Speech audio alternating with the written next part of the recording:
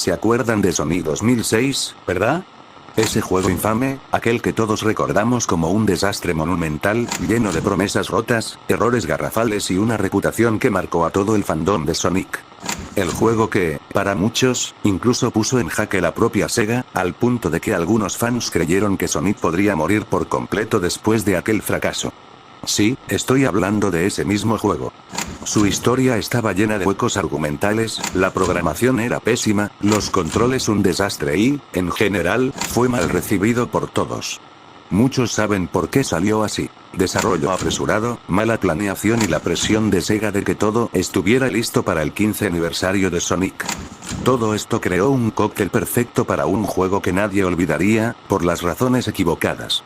Pero lo que yo voy a contarles no tiene nada que ver con bugs o críticas, ni siquiera creo que sea paranormal, aunque lo que pasó ese día sigue rondando mi mente casi 20 años después. Fue algo que involucró directamente al juego y a nuestra experiencia en el desarrollo, y que todavía hoy no logro explicar del todo. 7 de agosto de 2006 el lanzamiento estaba previsto para noviembre, así que aún faltaban unos meses. Yo trabajaba en el apartado de programación, éramos alrededor de 37 personas en total. Mi trabajo consistía en revisar el estado general del juego y, para ser honesto, ya no esperaba mucho del proyecto. Estaba agotado y, en mi mente, ya planeaba retirarme, pero no podía hacerlo antes de recibir mi sueldo de ese mes. El trabajo era pesado. Teníamos que quedarnos horas extras casi a diario, y el ambiente estaba cargado de tensión. Pero eso no era lo más extraño, lo extraño comenzó aquella noche. Tenía un amigo, Kevin, que trabajaba en postproducción del juego. Siempre lo vi como alguien demasiado dedicado y optimista. A menudo se quedaba hasta altas horas, revisando detalles y probando el juego. Yo, en cambio, ya estaba agotado y solo quería salir de la oficina y descansar. Pero no podía dejarlo solo. Había experimentado la soledad de trabajar en oficinas vacías y sabía lo horrible que se sentía. Por eso, cada noche, al terminar mi jornada, miraba su oficina y esperaba verlo ahí, concentrado en el juego. Esa noche no fue diferente. Yo había terminado mi jornada laboral. Eran casi las 9 p.m. y mi cuerpo pedía descanso.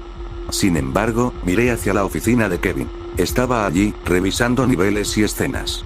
Lo invité a salir conmigo, él aceptó y me sentí aliviado. Al menos tendría compañía. Esa ligera sensación de tranquilidad me hacía olvidar, por un momento, la pesadez del proyecto. La primera prueba Kevin decidió probar el juego mientras yo lo observaba.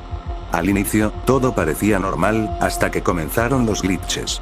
Los errores gráficos eran constantes. Enemigos que se quedaban flotando, texturas que aparecían y desaparecían, personajes que se movían de forma errática.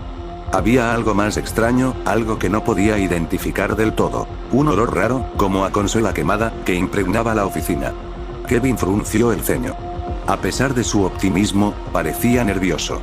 Ambos sabíamos que el juego estaba lejos de ser perfecto.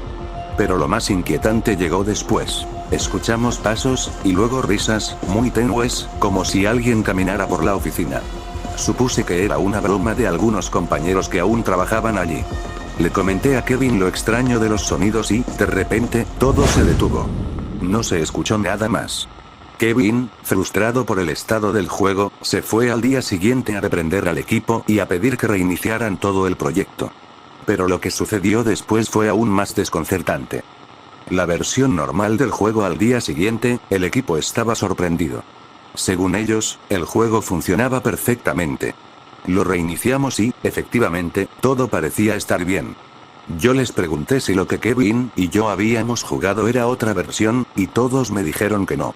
Era exactamente el mismo juego que acababa de ser revisado por ellos.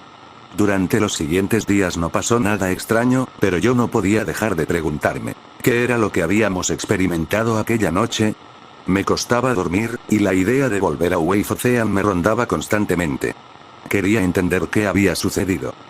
La segunda experiencia decidí volver a las oficinas solo, para probar el juego en la misma sala donde lo habíamos jugado la primera vez. El ambiente era pesado, como si la habitación misma respirara.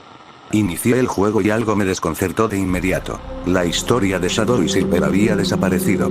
Solo quedaba la historia de Sonic. Empecé a jugar. Desde el inicio, las voces del juego estaban distorsionadas, como si alguien hubiera pasado un filtro de ruido sobre ellas. Las texturas y los modelos tenían glitches aún más pronunciados que antes. Caminé por Ciudad Soleana, y me di cuenta de que no había NPCs. Las calles estaban vacías, silenciosas. La música se saturaba y retumbaba de forma extraña, creando un sonido casi doloroso para los oídos. Llegué a Wave Ocean. Aquí todo empeoró. No había música, los enemigos aparecían en lugares aleatorios, y sus hitboxes parecían deformarse constantemente. Cada enemigo se movía de forma errática, imposible de predecir. Pasé el nivel con dificultad extrema, y seguí con el resto del juego. Cuando llegué a White Acropolis, el nivel estaba completamente roto. Las colisiones no existían. Caía sin control, y la muerte se repetía una y otra vez en un ciclo interminable. De repente, el juego se trabó. La pantalla parpadeó violentamente, la consola empezó a calentarse como nunca antes, y un sonido horrible salió de los altavoces. Y entonces apareció el mensaje: "Te estoy". Mi corazón se detuvo. El mensaje desapareció y, segundos después, aparecieron nuevas imágenes perturbadoras, distorsionadas y rápidas, como si quisieran confundirme. Y otro mensaje: "Estoy detrás de". Miré alrededor, y no había nadie. Solo yo, la consola y la habitación vacía. Traté de desconectarla, pero el sonido no paraba. Cada intento de apagarla parecía inútil. En un último acto de desesperación, agarré la computadora de Kevin y la estampé contra el suelo. La explicación de Kevin al día siguiente, hablé con Kevin sobre lo sucedido. Él me explicó que había reiniciado el juego y, aparentemente, alguien había hecho cambios en el código en el último momento, quizá como una broma pesada. Pero yo sigo sin entenderlo. ¿Por qué los sonidos extraños? ¿Por qué el ambiente se sentía tan pesado? ¿Por qué, al mostrarme el juego de nuevo, estaba normal? Hoy, años después, sigo dudando de lo que realmente pasó. Tal vez fue una broma, un glitch nunca antes visto, o algo más. Lo cierto es que esa experiencia me dejó más preguntas que respuestas.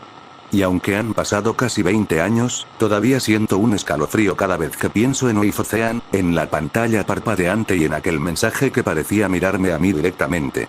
Nunca más volví a mirar ese juego de la misma forma, y probablemente nunca lo haga.